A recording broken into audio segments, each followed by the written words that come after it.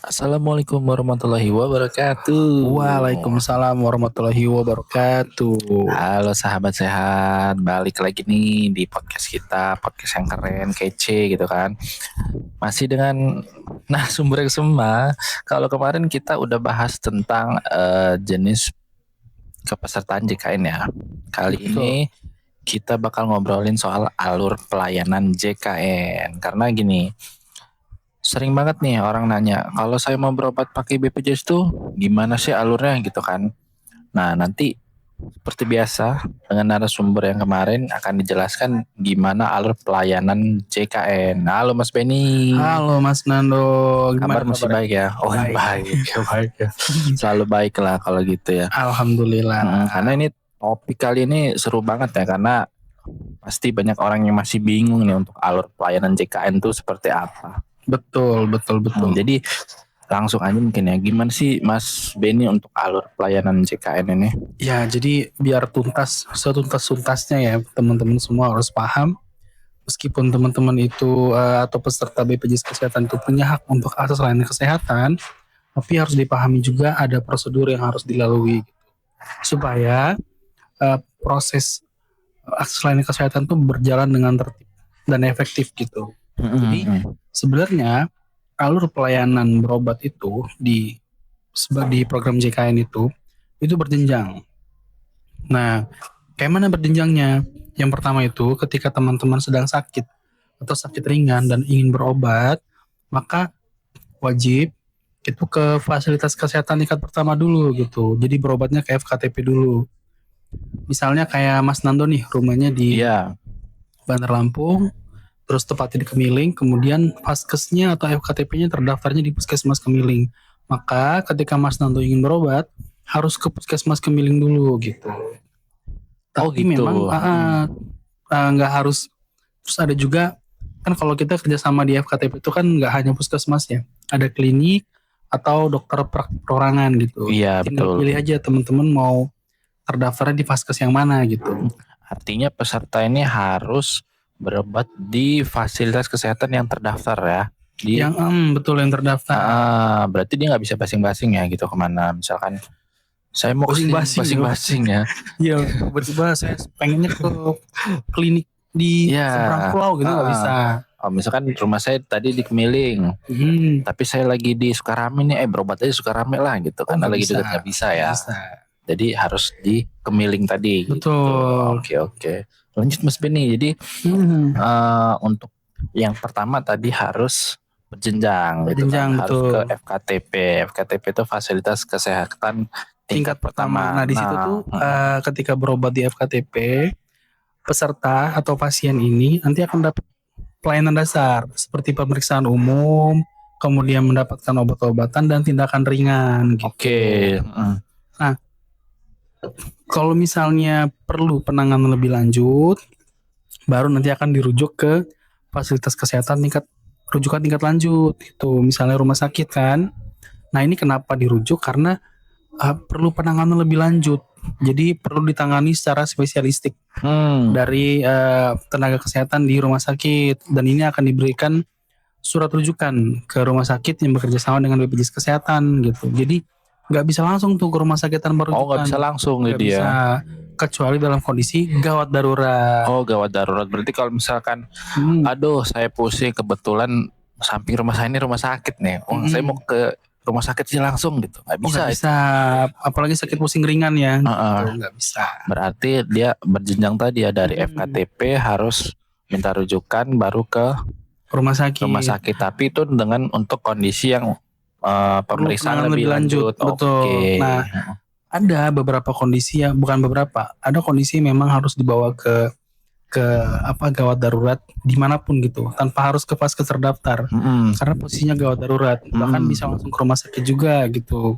Nah, kondisinya benar-benar darurat ya, misalnya kan kalau di ketentuan itu kriteria darurat itu kan harus gawat dan darurat. Ciri-cirinya apa? Misalnya hilangnya kesadaran atau suhu tubuh di atas berapa puluh derajat gitu. Intinya mengancam nyawa lah gitu. Nah itu harus dibawa ke gawat darurat di rumah sakit juga bisa gitu.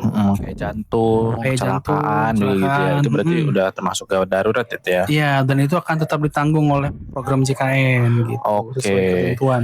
Berarti jadi segala kuncinya harus lewat FKTP dulu ya. Betul, Kecuali kunci. darurat. Kecuali darurat, betul.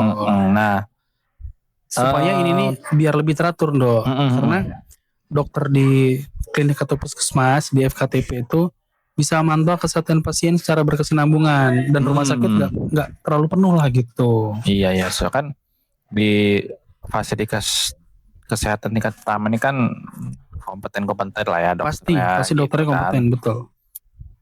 Oke, jadi kalau misalkan kayak sakit flu batuk ya ke puskes atau klinik yang terdaftar gitu ya, nggak perlu ke rumah sakit besar gitu kan. Nggak perlu, ngapain ke rumah sakit besar kan? Karena kan penyakitnya juga ringan, bisa ditangani di dokter di fasilitas kesehatan tingkat pertama gitu.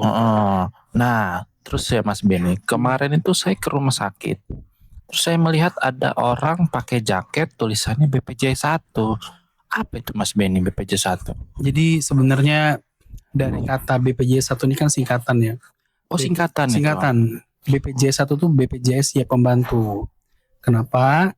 BPJS 1 tuh disingkat dari BPJS Siap Pembantu karena ada petugas dari kita, dari BPJS Kesehatan yang ditugaskan mengunjungi rumah sakit secara rutin setiap harinya.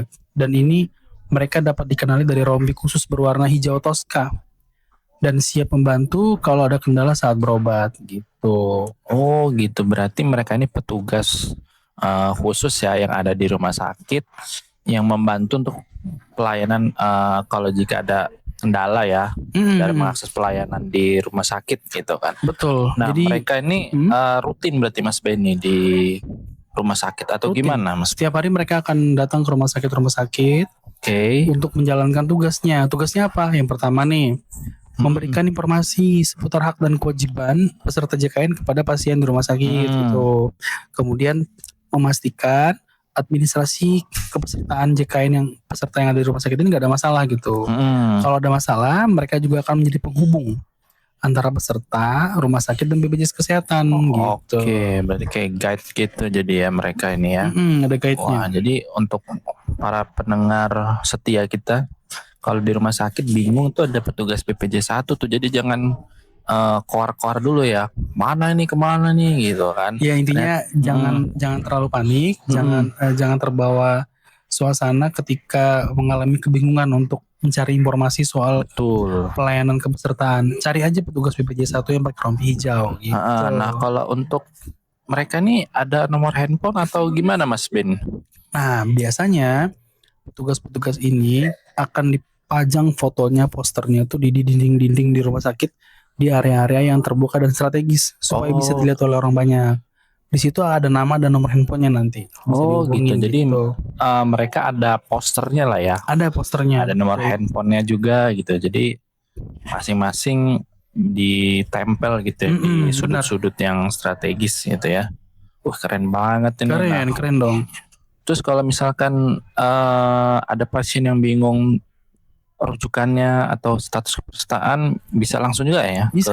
Ke petugas ini ya. Petugas BPJS 1 itu akan bantu menjelaskan rujukannya gimana, cara mendapatkannya gimana dan lain-lain gitu. Jadi nggak bingung gitu. Nggak bingung lah ya. Yang penting kuncinya tenang sih sebenarnya. Kuncinya tenang karena mereka juga kan penghubung antara rumah sakit dengan pasien gitu kan. Iya betul. Jadi pokoknya kalau teman-teman yang lagi di rumah sakit bingung, cari aja tuh yang petugas pakai rompi BPJS 1. Nah itu berarti dari BPJS-nya langsung gitu.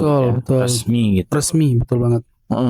Oke, jadi kalau boleh diambil kesimpulannya, yang pertama dari alur tadi nih. Kalau alur untuk berobat dengan JKN harus datang dulu ke FKTP sesuai yang terdaftar. Betul. Kemudian nanti kalau misalkan ada kondisi yang memang harus penanganan lebih lanjut, baru dirujuk ke rumah sakit. Betul banget. Kalau darurat langsung bisa ke IGD. Betul. Nah yang pasti kartunya harus aktif dong. Iya harus aktif. Iya. Kalau nggak aktif nggak bisa berobat. Nggak bisa berobat. Jadi jangan lupa bayar iuran tiap bulan. Gitu. Kemudian untuk ya kalau untuk peserta JKN ini bingung kartunya aktif atau enggak, seperti podcast kita sebelumnya, manfaatkan kanal-kanal layanan BPJS Kesehatan. Oke. Gitu. Bisa dapat informasi kita di situ. Wih, Gitu. banyak banget jadi ya. Biar paham alur layanan juga. Inovasi program-program dari BPJS Kesehatan ini ya. Betul. Sebelum kita tutup, masih ada closing statement nggak nih? Atau gimana Mas Beni? Saya nggak akan bosan untuk menyampaikan kepada teman-teman peserta JKN ya. Jangan lupa pastikan kepesertaan JKN Anda aktif dengan cara membayar iuran setiap bulan. Itu untuk peserta non PBI ya. Iya. Kalau yang PBI jangan lupa sering-sering cek kepesertaannya aktif atau enggak melalui kanal-kanal layanan BPJS Kesehatan. Bisa lewat Pandawa di 0811 8165 165 atau lewat aplikasi mobil JKN atau telepon care center 165 gitu. Mantap, terima kasih banyak nih Mas Beni atas penjelasannya. Semoga Siap, teman-teman Mas Dani. yang mendengar ini bisa lebih paham ya alur pelayanan JKN dan nggak bingung lagi nih kalau mau berobat tuh gimana. Iya, betul sekali. Oke, mungkin episode kali ini sampai di sini dulu. Jaga kesehatan selalu dan sampai ketemu lagi di episode selanjutnya. Terima kasih Mas Beni. Sama-sama Mas Nando. Wassalamualaikum warahmatullahi wabarakatuh. Waalaikumsalam warahmatullahi wabarakatuh.